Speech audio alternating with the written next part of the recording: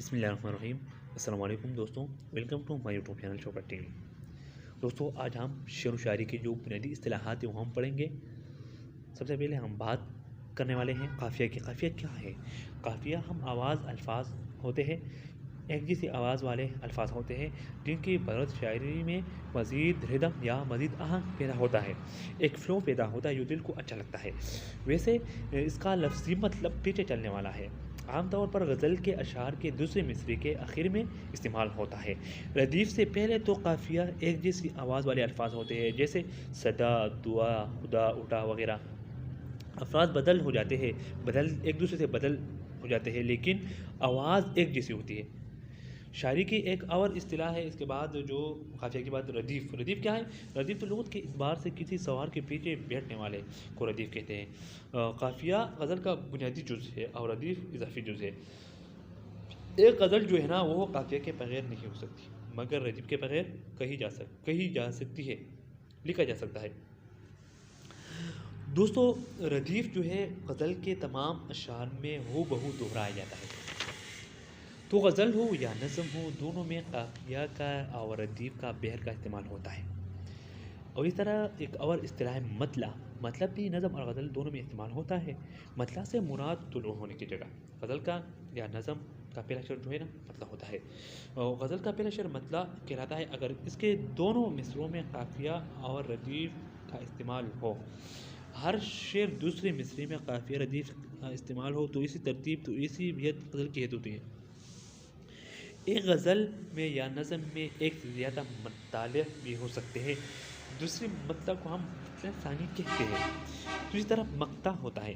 مقطع ایک اور اصطلاح ہے شعر و شاعری کی۔ مقطع کیا ہے؟ مقطع کا مطلب قطع کرنے سے یا ختم کرنا۔ آخری شعر میں جب شاعر اپنا تخلص استعمال کرے، یعنی اپنا نام کی جگہ تخلص استعمال کرے، تو ہم کہہ سکتے ہیں کہ یہ نظم یا غزل کا آخری شعر ہے، کیونکہ اس میں شاعر نے اپنا تخلص استعمال کیا ہے۔ ہم کیا کہتے ہیں؟ اس کو ہم مقطع کہتے ہیں۔ نظم یا غزل کا جو پہلا شعر مطلع ہوتا ہے اور آخری شعر کیا ہوتا ہے؟ مقطع ہوتا ہے۔ ایک اور اصطلاح ہے اس کے بعد جو ہم کہتے ہیں شعر کیا ہے؟ شعر جو ہے نا دو مصرعوں کا مجموعہ ہوتی ہے، یعنی شاعری میں جو ہم ایک جملے کو کیا کہتے ہیں؟ مصرع کہتے ہیں۔ تو دو مصرے مل کر ایک شعر بناتے ہیں۔ ایک شعر کی مثال دیتے ہیں ہم، اس میں ہم قافیہ اور ردیف اور مطلع کی نشاندہی کرتے ہیں۔ ایک شعر ہے، میر کا شعر ہے، فقیرا نہ آئے صدا کر چلے، میاں خوش رہو ہم دعا کر چلے۔ اس میں شعر میں جو صدا اور دعا ہے یہ قافیہ ہے، کر چلے یہ کیا ہے؟ یہ ردیف ہے اور یہ مطلع بھی ہے۔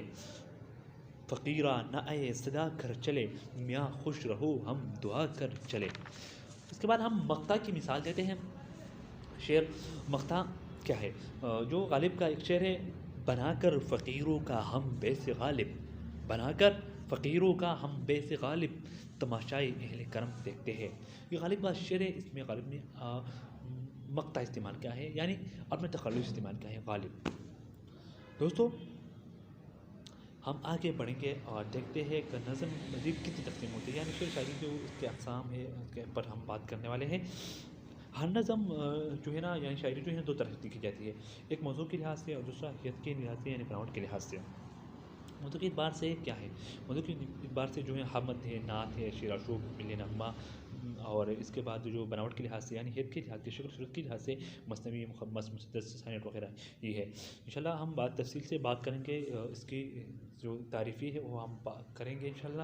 سب سے پہلے ہم بات کرنے والے ہیں جو موضوع کے لحاظ سے ہے نعت۔ نعت شاعری کی یا نظم کی وہ قسم ہوتی ہے جس میں نبی کریم صلی اللہ علیہ وسلم کی صفات بیان کی جاتی ہے، کسی بھی فارم، کسی بھی شکل صورت میں لکھی جانے والی شاعری جہاں موضوع رسول اللہ صلی اللہ علیہ وسلم کی صفت ہو تو کیا کہتا ہے؟ کیا کہلاتا ہے؟ نعت کہلاتا ہے۔ اور جو بعضی موضوعات اصناف ہوتی ہے، بعضی موضوعات جو ہے نا موضوعات کی اصناف ہوتی ہے، یعنی موضوع کے لحاظ سے ان کو پہچان حاصل ہے، اور بعضی حد کی اصناف ہوتی ہے، یعنی حد کے لحاظ سے ان کو پہچان حاصل ہے۔ نعت کی مثال ہم سامنے رکھتے ہیں۔ نعت موضوعاتی صنف ہے، نعت موضوع کے لحاظ سے حاصل ہے، ان کو پہچان حاصل ہے، اور موضوع کون سا ہوگا؟ رسول اللہ علیہ وسلم کی تعریف ہوگی۔ پھر ہم بات کرتے ہیں حمد۔ حمد کون سا صنف ہے؟ موضوع کے لحاظ سے یا حیت کے لحاظ سے۔ حمد بھی موضوعاتی صنف ہے، یعنی اس میں ایک ہی موضوع جس کے بارے میں اللہ تعالیٰ کی تعریف اور بڑائی بیان کی جائے تو اس کو حمد کہتے ہیں۔ حمد بھی موضوعاتی صنفی سخن ہے۔ اس کے بعد ہم بات کرنے والے ہیں غزل کیا ہے۔ غزل کے بارے میں ہم بات کرتے ہیں۔ غزل کو بعض ناقدین موضوعاتی صنف قرار دیتے ہیں، اور بعض جو لوگ جو ہے نا وہ غزل کو حیتی صنف قرار دیتے ہیں۔ غزل میں کیا ہوگا؟ غزل میں ذوق ہوگا، اس میں درد ہوگا۔ جہاں کہیں شاعری میں درد سوز کی باتیں ہوگی تو وہاں غزل وجود میں آئے گی۔ جہاں کہیں عورتوں سے بات کرنا یا عورتوں کے مطابق بات کرنا، عورتوں کے مطابق جہاں کہیں بات کی جائے تو غزل کا موضوع ہو سکتا ہے۔ غزل کو ہم کسی حد تک موضوع کے لحاظ سے پہچانتے ہیں، تو لیکن زیادہ تر اگر دیکھا جائے تو غزل کی پہچان کوئی ایک موضوع نہیں، ہر موضوع کے غزل کے دامن میں آ سکتا ہے، ہر موضوع غزل میں بیان کیا جا سکتا ہے۔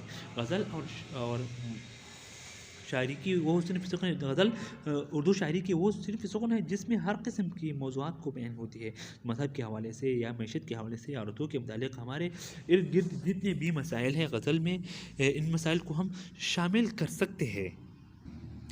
غزل کی پہچان کیا ہوگی؟ غزل کا پہلا شعر مطلع ہوتا ہے، درمیان والے اشعار میں ہر دوسرا مصرع مطلع کے ساتھ قافیہ کے رشتے میں منسلک ہوتے ہیں۔ آخری شعر میں شاعر اپنا تخلص لاتا ہے، اس کو مقطع کہا جاتا ہے۔ درمیان میں جتنے بھی اشعار ہوتے ہیں ہر شعر کا دوسرا مصرع یا ہر شعر کا آخری مصرع قافیہ ضرور ہوگا۔ غزل کو حیت سے پہچان حاصل ہے۔ غزل کی پہچان یہ بھی ہے کہ آغاز سے لے کر اختتام تک جس میں جتنی بھی اشعار ہیں ان اشعار میں الگ الگ موضوع ہو سکتا ہے۔ کبھی کبھی آغاز سے اختتام تک ایک موضوع بھی بنتا ہے، لیکن اس کو بھی ہم غزل کہتے ہیں، ان کا مخصوص نام ہے، ان کو غزل مسلسل کہا جاتا ہے۔ غزل مسلسل کیا ہے؟ وہ غزل ہوتا ہے جس میں شروع سے لے کر آخر تک ایک ہی موضوع بیان کیا جاتا ہے، اس کو غزل مسلسل کہا جاتا ہے۔ شکل و صورت غزل کا ہوگا، مقطع اور مطلع قافیہ اور ردیف ہوں گے، اس میں حیت غزل کا ہوگا، لیکن اس میں صرف ایک ہی موضوع بیان کیا جاتا ہے۔ بات کریں ہم غزل جو ہے نا، غزل زیادہ موضوعاتی صنف سے زیادہ حیتی صنف ہوتا ہے، یعنی زیادہ تر اس کو حیت سے پہچان حاصل ہے۔ دوستو یہ ہوا غزل کا۔ انشاءاللہ دوستو نیکسٹ ویڈیو میں ہم باقی جو اصطلاحات ہیں انشاءاللہ ہم پڑھیں گے انشاءاللہ۔ السلام۔